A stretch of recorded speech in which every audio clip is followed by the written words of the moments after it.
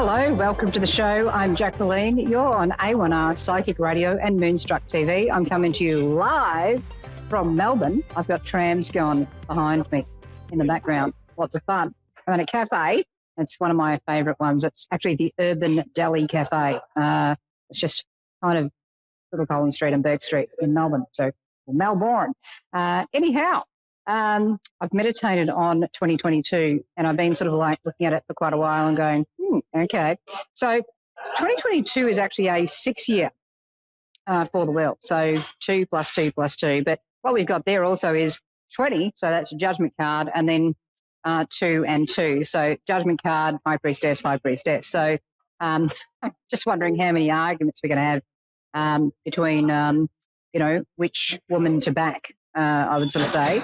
But also like next year in the energy. Now, also the other thing is, as it's a 6-year, 6 is actually ruled by Venus, and the Lover's card in the tarot links in the Kabbalah Tree of Life to what in English is Zain, which means sword, that which we divide. So this can be to discriminate or discern things. And so, in that energy, we have the sense of smell and taste, which is interesting given what COVID symptoms can be. But also when we're looking at the Lover's card, we're looking at literally love. We're looking at family, the home, the heart, the family, love, all these sorts of things. And also, is this in my heart to do? So, we've seen the great resignation where people are moving out of jobs they didn't like and all these sorts of things, and people looking at, what's in my heart to do on that regard, but also in their life and their social life and family and home, and even geographically, like where am I living? Am I happy with that? Because 6 has to do with homes as well, so it can be your housing. So when we're looking at a 6-year, I was actually also using the goddess oracle that I've had for eons. And this morning I was actually doing a spread on, okay, what are we covering today? And I actually pulled up Inanna. So, literally that's another sort of rendition of the Venusian energy and or the Venus energy.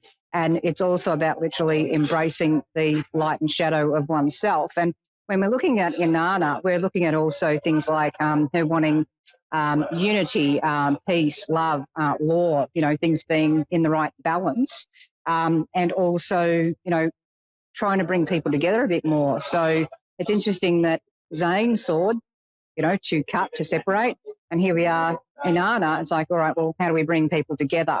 So when we're looking at this, one of the things about Inanna is it's like her tears wash down from heaven to put out the emotional fires and bring people together where there's been separation. So we've had certainly a lot of separation and isolation with lockdowns and things like that, and particularly coming from Melbourne, the most lockdown city.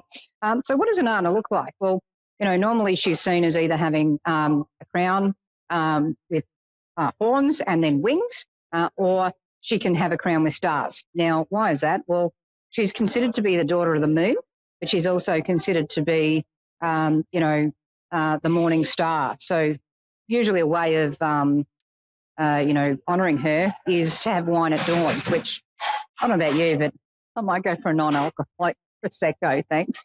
You can have ritualistic wine that, isn't going to booze you up for the day. But you can celebrate her in the morning star. But also it's not just the morning star, the evening star as well. So when we're kind of looking at that, it's also about women's leadership.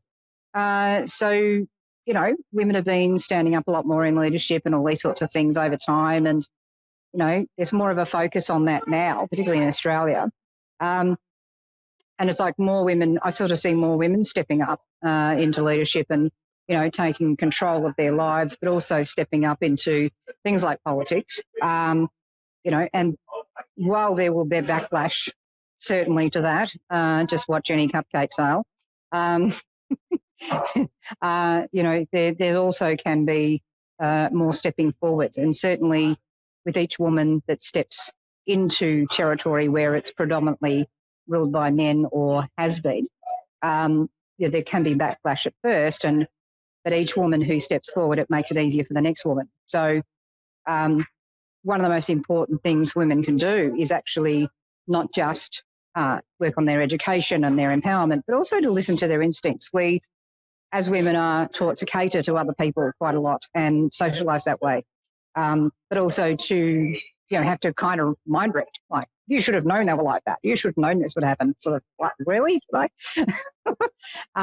So, I think using that instinct and intuition really helps us. It's an edge we can have, and we can have the ability through that to kind of really see into people a lot more, or see into how we need to interact in a situation. And, sometimes I have women really doubting themselves and questioning, their judgment or their assessments intuitively of things when they might be quite bang on with it.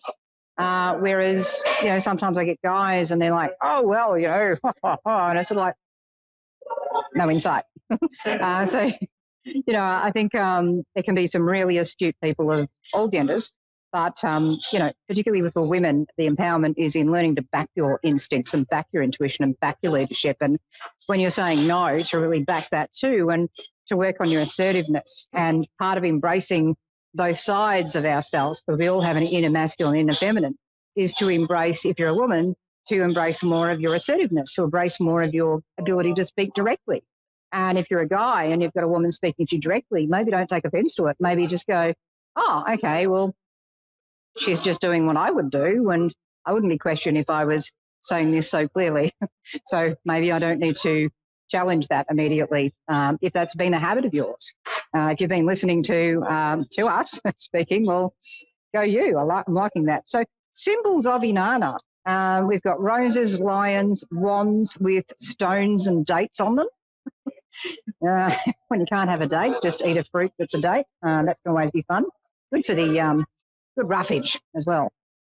So if you really have had the absolute annoyance, we'll call it, about how dating's going, just eat a date instead. It'll probably loosen things up a bit.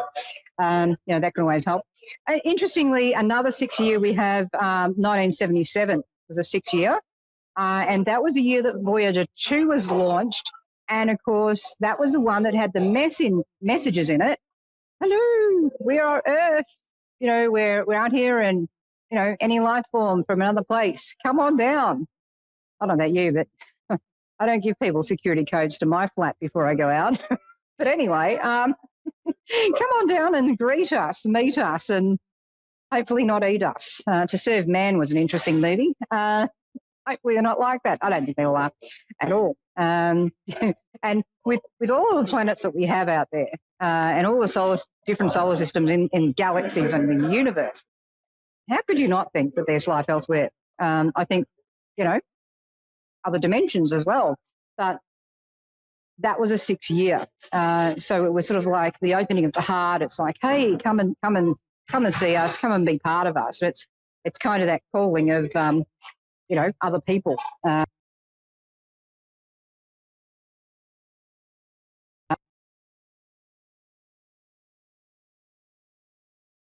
Looking at is what is our message we're sending out and what is coming back, particularly what is communication coming back to us, is what we're hearing when we're speaking from our heart, and when we're hearing what's coming back to us. Are we hearing it from that open heart, or are we maybe hearing it from a hypervigilance that might be keeping us separate?